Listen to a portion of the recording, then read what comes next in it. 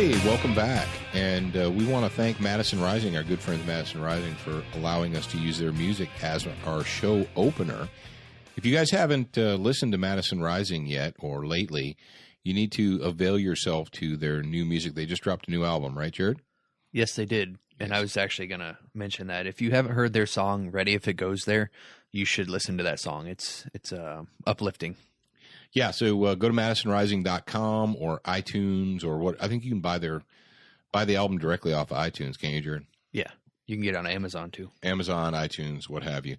As a matter of fact, I'll put a link up to it on the studentofthegunradio.com. What a ninja you are. He's such a ninja. And that is a good, it brings me to a good point. When you listen to Student of the Gun Radio, you want to make sure that you are checking out studentofthegunradio.com for all the show notes and links.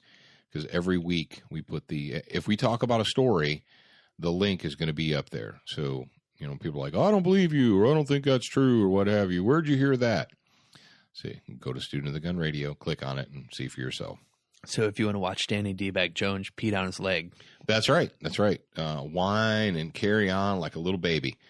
But that's not what we want to talk about right now. We want to talk about cool stuff. We want to talk about guns. We want to talk about shooting. And we want to start this out by thanking our good friends at Crossbreed Holsters of Republic, Missouri. Colt Firearms, the makers of the LE901 308 rifle. Keltec, down there in Cocoa, Florida, and our buddies Excess Sights. Now, we've been talking about Century Arms for a while, or at least the last 3, 4, 5 weeks or so since we launched the mobile app, because Century Arms is the official sponsor of the Student of the Gun mobile app. And if you've got it, you know that. And if you don't have it, shame on you, fix yourself. And after you fix yourself, you will see that Century Arms is one of our sponsors. Now, we did what? Oh, man, it's been several months ago. We did a radio show, a Student of the Gun radio show. I wrote an article. We did a thing on the TV show about the Patriot Arsenal. 3 guns that we believe that every American patriot should own and be proficient with. It's not good enough just to own guns. That makes you a gun owner. Big deal. I could go out and buy a Ducati tomorrow. It doesn't make me a motorcycle rider or a skilled motorcyclist. So you want to own them and you want to understand how to use them. You want to be skilled with them. Now, we did, and we knew this was going to happen. We absolutely knew it was going to happen, but we were quiet about it, and we got a little bit of feedback. We're like, well, that's great, but my budget will not allow me to buy those 3 guns. And we said, the basic Patriot Arsenal is an AR-15 platform, something like that, some type of an AR-15 M4 style gun, a pump-action shotgun, and we recommended the Mossberg 590, and then a striker-fired 9mm handgun, such as a Glock, Smith & Wesson M&P, Springfield XDM, or the SR9 from Ruger. Now the SR9 itself is not that expensive, and the Mossberg 590 is a little more expensive than a 500, but still not that expensive. However, when you're talking about having all 3 of them, it can be a relatively expensive proposition. And you might be saying to yourself, I'm a young guy, just starting out in life, or a young couple, and you don't have a lot of disposable income, but you want to be prepared. All right, fantastic. Well, what we did today at the range, and we talked about this a little bit at the beginning of the first segment this week, we went to the range, and one of the reasons we went, in addition to do some training and run through some shooting drills and so forth, was to shoot some video for the Patriot Arsenal on a budget.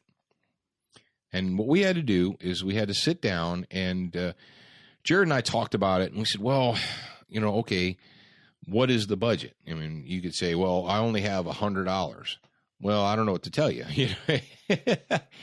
But if you have a job, let's say you are gainfully employed and you're able to squirrel away some spending money each month, what would you legitimately be able to afford? And what could you buy that actually is not only affordable, but useful and practical as well? And this is where our buddies at Century came in, because I was thinking about this, how do we come up with a Patriot Arsenal on a budget? and I was looking through the most recent Century Arms catalog that I get, once a quarter, and I had to come up with a rifle, a shotgun, and a pistol or handgun. Now, the pistol one wasn't that hard, actually. It wasn't that difficult of a choice. I wanted to stick with some type of a striker-fired 9mm handgun. And I'm not going to spend a lot of time talking about why that is my choice for a Patriot Arsenal. But just keep in mind, the Patriot Arsenal isn't just for the large, physically fit adult male in the family. It's for everybody. It's for everybody in the group. So everyone needs to be able to use it, not just you, the big guy. All right. And what Century has a pistol that they call the TP9, and essentially it is it's a clone of a popular Walther gun. And then if you guys are hip to if you're hip to firearms culture, you'll know that Walther did a pistol first, the PP9 or the P99, and then Smith & Wesson was partnered with Walther for a while there, and they did a SW99. Okay. Well, this pistol here that you can get from Century Arms is called the TP9. And basically it is the same design as the P99, it's a S&W 99. It functions the same way. It's a full-size 9mm handgun that is striker fired. And the cool thing about this gun is we looked, and you can get this pistol, a full-size 9mm pistol that has it has two 18-round magazines. Now, we've tried it, and you really got to get your thumb down there to get that 18th one in place. Then that actually bottoms the spring and the follower out all the way down. What we do in practice, when I fire this gun, when I test it, I actually load 17 in it because you can put the magazines in there on a closed slide. But I digress. The point is this gun, wherever you get it, you should be able to pick it up for well under $400. I think they were on sale for, don't quote me, I was thinking $369 or $399, but they're under $400 for a full-size, standard capacity. Like I said, comes with two 18-round magazines, 9mm handgun. And Jared did just kind of about a 1 minute, 90-second video that we did of this pistol at the range. When we first got it, we took it out and we shot a whole bunch of ammunition through it. And Jared did kind of like a little rock video, basically shooting this gun. And we've got that up on the Student of the Gun YouTube. That was way back, like in the beginning. Yeah, this brings back some memories. Last year, over a year ago, a little more than a year ago. But the reason I mention that is because we've been shooting that gun, the same gun, for 18 months plus now, and haven't had any problems with it. Shot a lot of ammunition through it, haven't had any issues or problems with it. So it's running strong, no problem. So there you go. You got your pistol right there, the TP99. I think the official name, if you're looking them up, is the Canik, CANIK TP99 from Century Arms. So check that out. Now, what's the next one we got? Let's talk about shotguns. Can you get a pump action shotgun in the for under $300? Yeah. How about under $200? Ooh, I don't know. Maybe. Let's say in the 200 and change range right there. Now, Century has a shotgun. It is called the Catamount. And don't ask me where they got that name from. CATA Mount. I think that's what it is. The Catamount. And they have actually several different shotguns in that variety. But this particular one is a pump action which has a spring-assisted slide. It's kind of bizarre because the slide itself has a return spring. It's under tension. And when I first picked it up and I felt it, I thought, I don't know if I'm going to like this. But we've taken it out to the range a couple of different times now. We've shot, actually Century sells 12-gauge ammunition, so we got some 12-gauge ammunition from them. We were shooting it. And we're pretty impressed. And Jared, you shot that shotgun, the Catamount shotgun today. Go ahead and give me your thoughts on it. I rather enjoyed it. It flows very smoothly, kind of like the KSG when you pull the trigger, it kind of just cycles itself. If you move your arm, let it go with the motion of the recoil. And what I think I only fired like 5 rounds through there, right? 5 shells. Yeah, something like that. We let there was 5 of us at the range today, and so everybody took a turn. Everybody got behind the gun. And now this particular gun, it's called the SG 2117 or the Catamount pump action 12 gauge, HD 12, and it holds. Let me see, it's 5 shells in the tube. So it holds 5 in the tube and 1 in the chamber. Has the 18.5-inch barrel. It has a polymer stock, polymer fore-end. And these guns are priced right around the $200 range, but not 200 low, between 2 and 3. And it has a big a front. The one we used, they make 2. They have one with a pistol grip and a rail system, which is a little more expensive. And we wanted to stay on our budget here. So, and the kind of, and I don't know if you guys would like this or not, but when you look at the slide, if you look at the fore end, there's a molded Picatinny rail on there, and you could legitimately mount a weapon light to it if you wanted to. You could legitimately mount a weapon light there. So the Catamount 12 gauge pump action shotgun, and it does have screw in chokes, is a good one. For utility. Like I said, we've used it. We probably put a couple of 100 rounds through ours so far. We haven't had any issues. Everyone that shot it, we had 5 different people of 5 different skill levels and experience levels, and everyone was able to run it, no problem. Has a crossbolt safety and so forth. So we've got our Canik pistol, the TP9, 9mm, and we have a 12 gauge shotgun. Now, what is a 12 gauge shotgun going to be good for? Obviously, it is a power tool. It is a universal tool. You can put it, slugs, double-aught buck, birdshot, what have you. Use it in and around your home as a home defense or a close-in power tool. All right. So we've got that taken care of. We got the shotgun taken care of. Check. We got the pistol taken care of. Check. Now, what is the next thing that we need to? Now, Jared and I, when we talked about the Patriot Arsenal on a budget, we were trying to keep it in the $700 to $800 range for total investment for 3 guns. So you got your pistol, you've got your shotgun, and now your rifle. Now the rifle is kind of the budget buster for us, because let's say you spent let's just round it. Let's say $350 for the pistol, $250 for the shotgun. Now you're up to $600. And if you want to keep it around $750 to $800 max, that doesn't leave you a lot for your rifle, which, hey, we understand you're on a budget, right? So what do you do? I mean, you're not going to get an AK for $250. You're not going to even get to look at an AR for $250. So what can you do? Even SKSs, if you can find a reliable SKS. I know you guys are out there, you're like, oh, SKS, dude. If you can find a reliable SKS today, I'm thinking that they're probably pushing the $300 range, $250 to $300. It's not like it was, 15 years ago when you can pick them up for $99. So what we chose is we decided to go ahead and go with a Nagant rifle. Now, hear me out here. I know some of you are like, oh, dude, but, you had me with the semi-auto pistol and the pump-action shotgun, and then you said bolt-action rifle and you lost me. Well, think about it like this.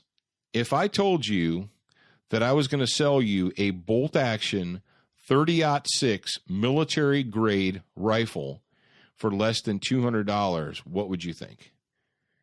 You'd probably be pretty excited about that, wouldn't you? You'd be like, man, a 30-06 military-grade rifle for less than $300, less than $200? Dude, that is a bargain.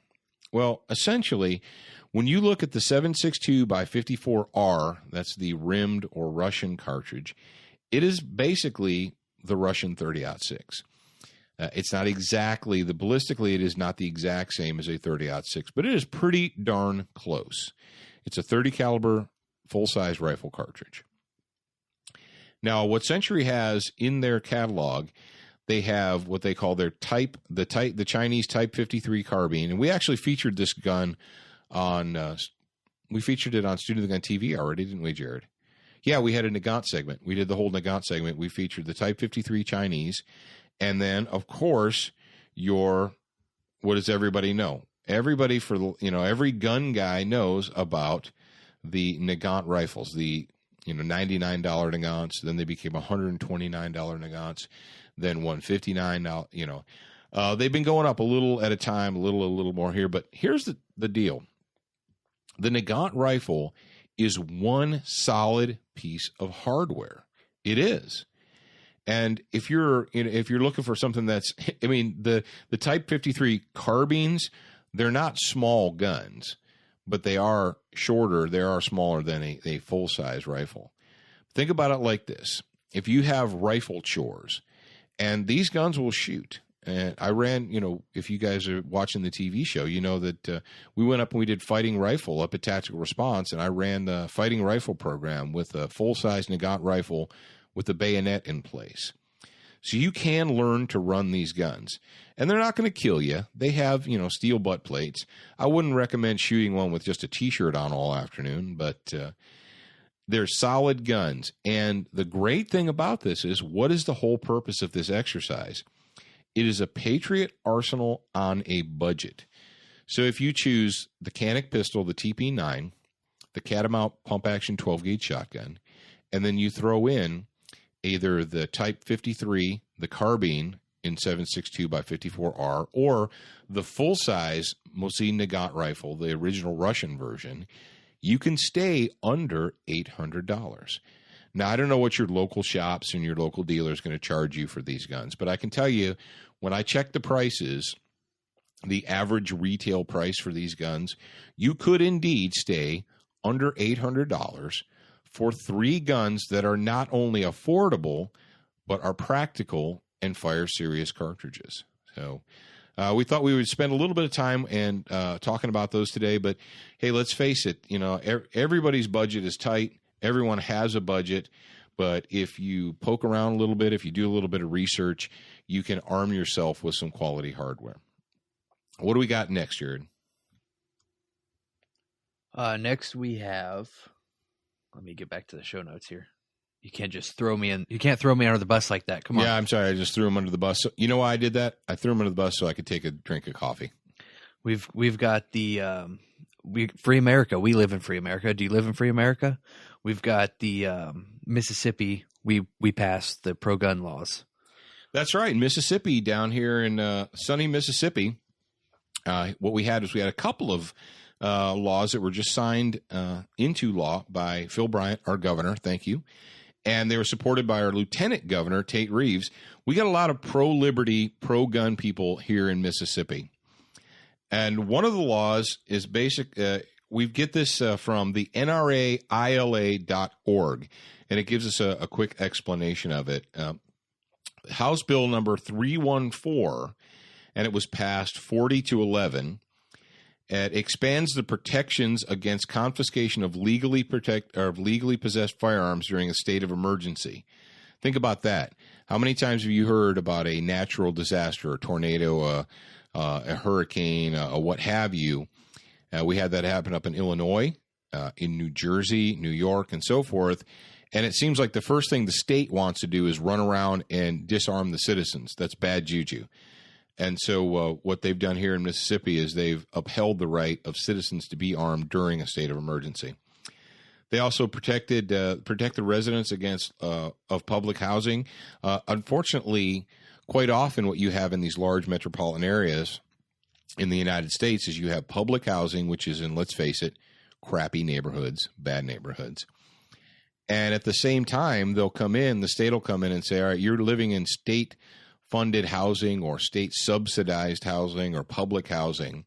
And because the state's footing all or part of the bill, you're forbidden to own guns in this public housing. You're like, hang on. So I'm poor and I live in a crappy area, and what you're telling me is because I'm poor and I live in a crappy area that I'm supposed to be a helpless victim. Thanks a lot, state. Well, in Mississippi, they're protecting people from that.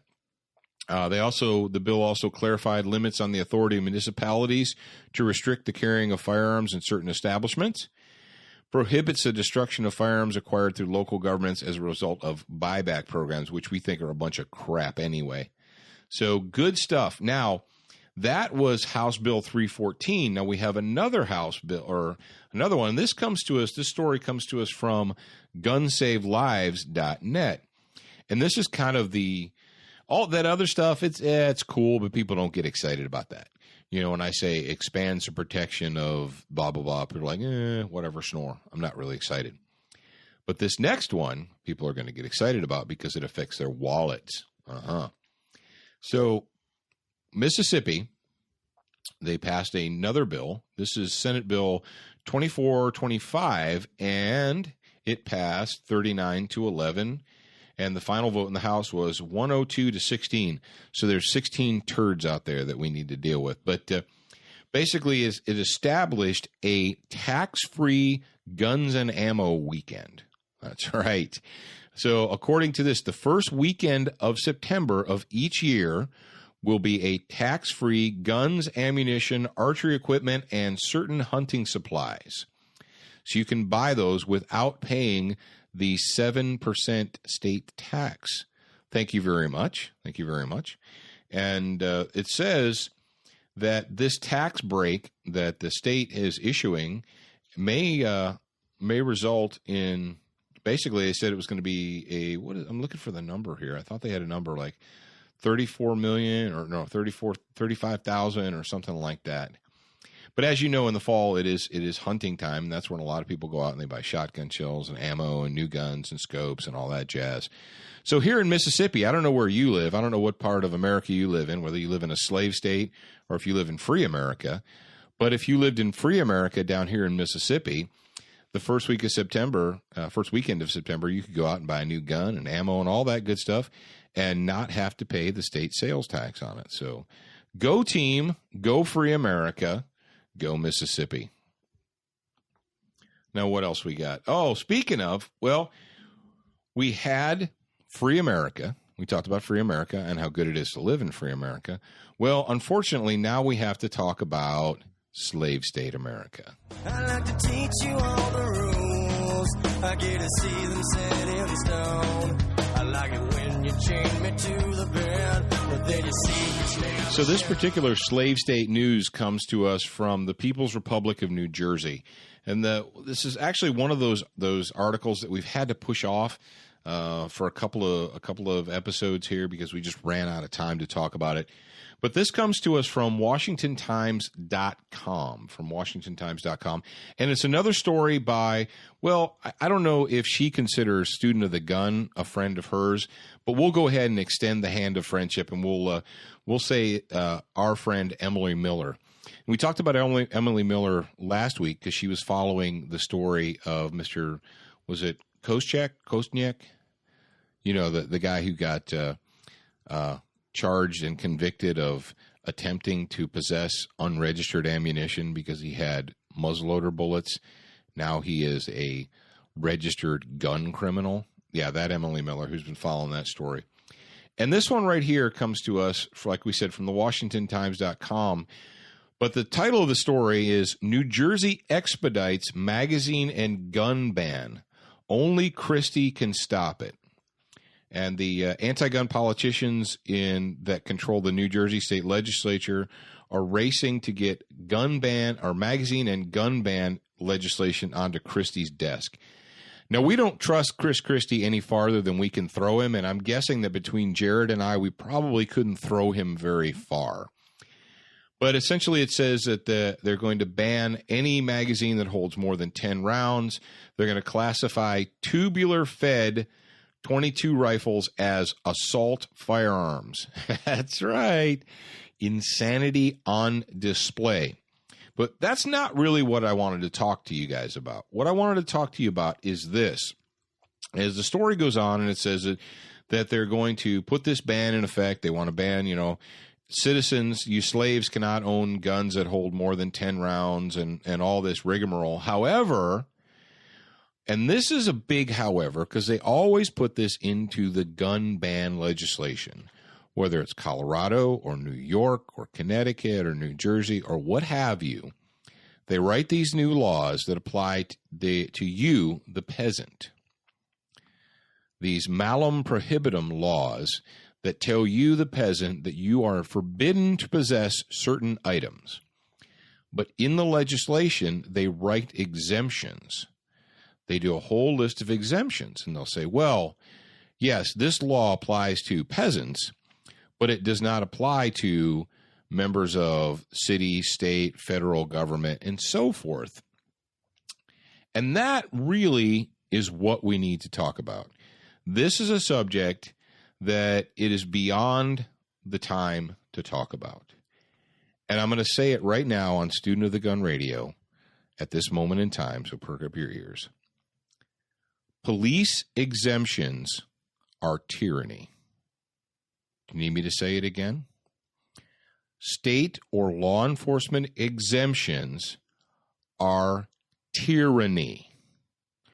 When you pass a law, and within that law you put in special exemptions for those who work for the government, for the state, it only applies to you, the peasant, not to the members of the state. That is tyranny. Do you understand that? All of you reasonable people sitting out there in your reasonable chairs. Well, I can understand why the police need to have that, but no citizen needs to. No person needs to. It's not just gun laws. It's not just magazine laws. Think about the tax code. How many times has the United States Congress passed a law or a bill, and the first thing they do is exempt themselves from it? Has this ever happened? Yeah, it happens a lot, and it is tyranny, folks. And the only reason it goes on, the only reason it can exist is because somehow you and your fellow citizens have been convinced, they have convinced you that you are only a citizen. You are only a taxpayer. You are only a peasant. Now, you might not consider yourself a peasant, but think about this. If the king passes a law and the parliament, or let's say the king and the parliament pass a law and exempt themselves from that, but apply it to you, how do you still live in a representative republic?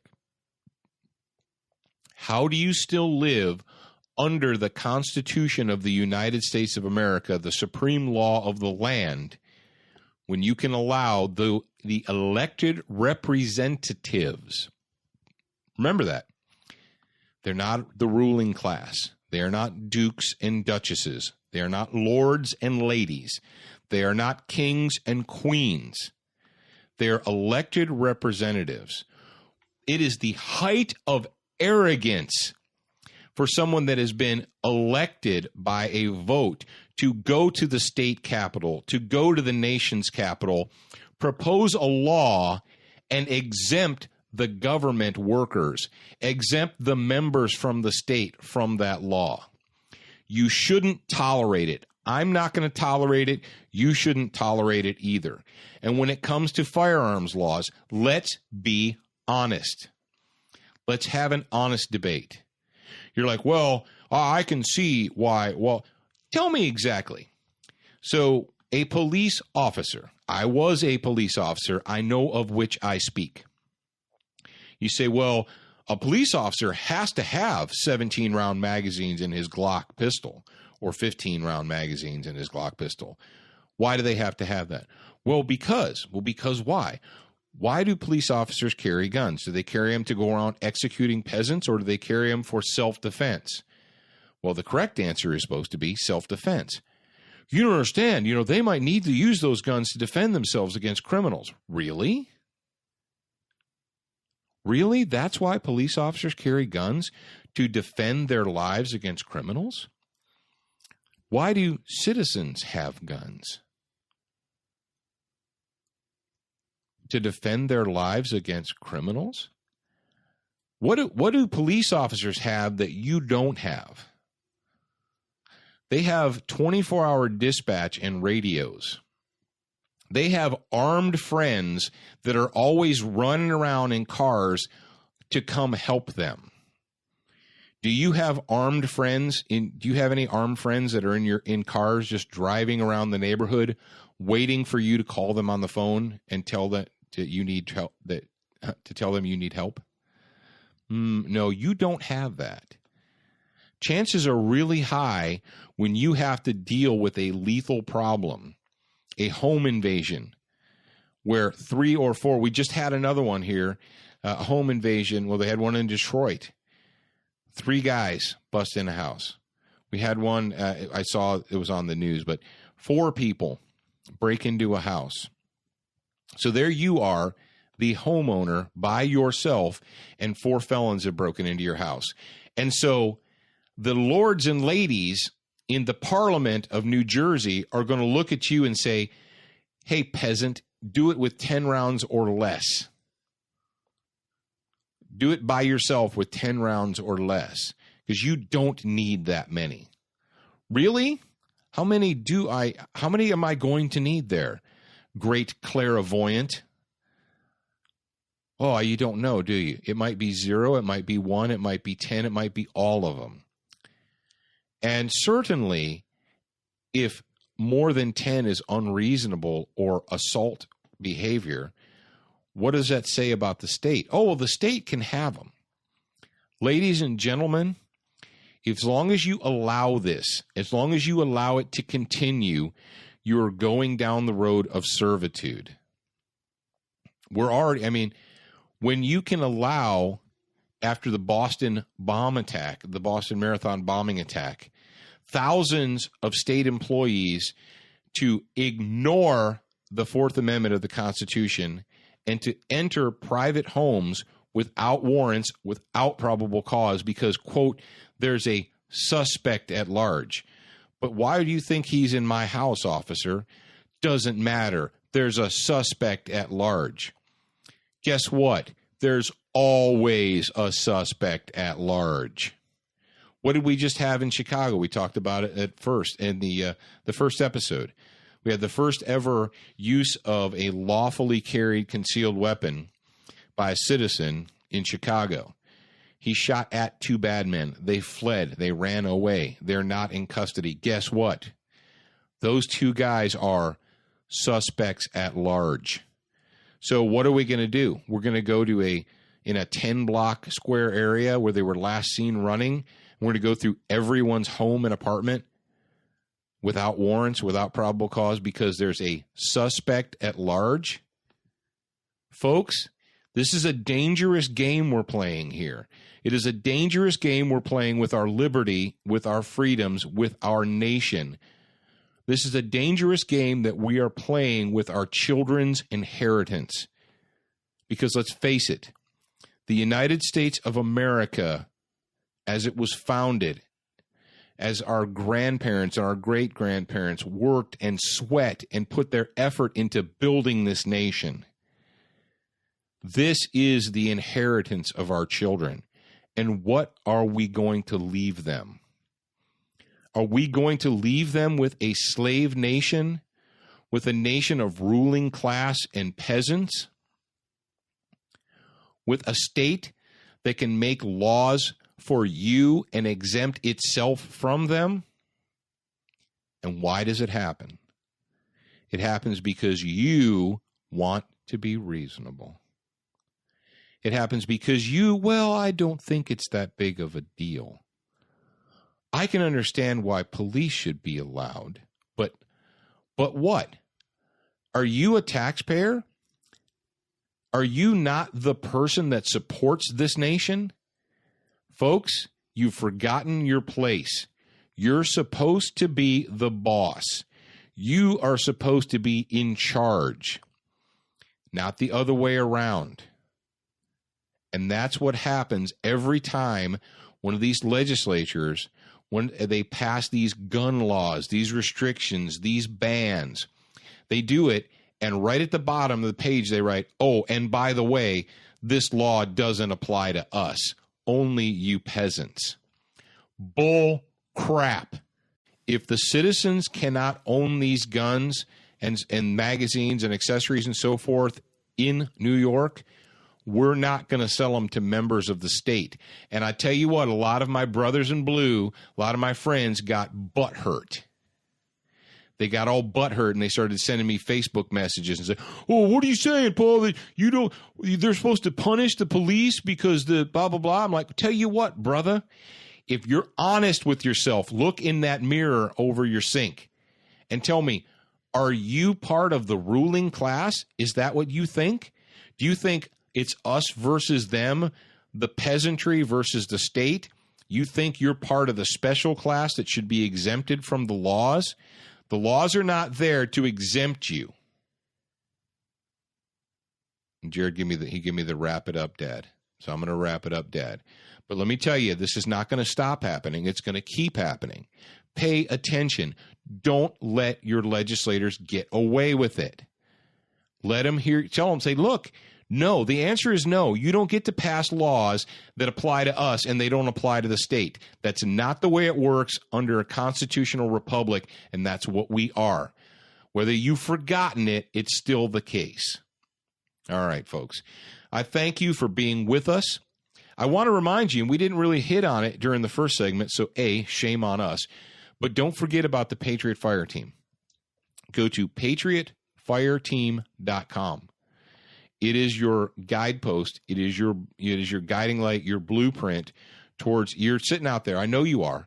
And you're thinking, all right, Paul, I know I should be doing something, but I don't know what that something is. That's what the Patriot Fire Team is all about. Go to patriotfireteam.com and check it out. We've even got T-shirts for you guys. You want to go to Dish Network, channel 266, every Monday night at 9 p.m. That's 9 p.m. Eastern. Watch us. If you don't have that, go to studentofthegun.com, watch the videos, read the articles. If you're not following us on Facebook, shame on you, because guess what? This week we did a bunch of Duracoat projects this week. We did a couple of rifles. I just did my daughter's rifle. She now has a Pink Lady AR-15. And if you want to see stuff like that, all you have to do is go to studentofthegun.com or Student of the Gun on Facebook. Follow us at Student of the Gun. Twitter and all that good stuff. Jared, what do you want to say to the folks at home before we let them go? I just want to say thanks for listening, and remember the Alamo. I have an Alamo coffee cup here, and I just wanted to say that. That's right. And where did that Alamo coffee cup come from? From the Alamo. From the actual Alamo in Texas. That's right. In the Republic of Texas. Now, ladies and gentlemen, children of all ages, do not forget you're a beginner once, but you should indeed be a student for life.